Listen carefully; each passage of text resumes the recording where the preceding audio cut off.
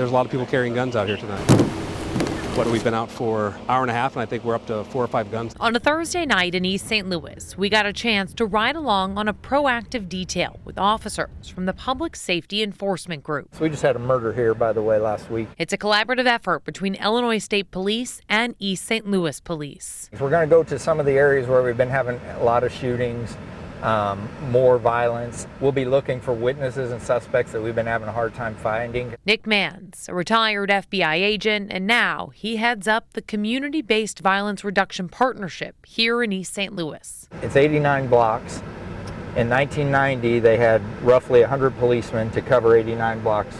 Now they've got 25. That means sometimes there are just a few officers per shift to cover the entire city, which is where ISP comes in.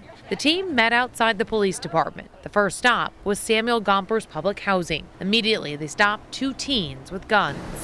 A quick check on the guns, and one is stolen. Have a seat in there. This 16-year-old is released to his parents with a court summons. Lieutenant Michael Lewis says his goal is to reach each young person here. We're not just out here, shaking people down or trying to take people to jail. We're trying to reach the community. The violence in this community didn't happen overnight.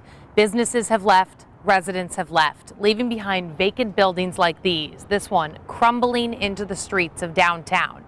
A third of this community lives below the poverty line, but the majority of them want to see change happen. Part of this patrol is interacting with the residents of East St. Louis. I don't know which one makes me happier here.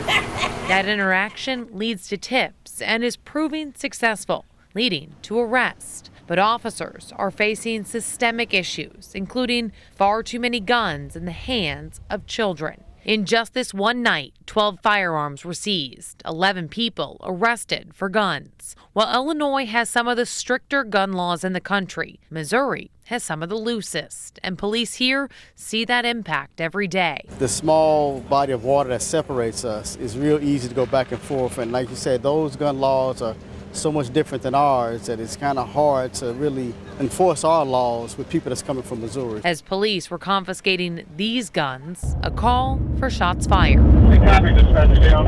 This happened within the last 5-10 minutes. Shell casings scattered across the pavement. A pool of blood where the female victim was shot in the leg. Witnesses interviewed.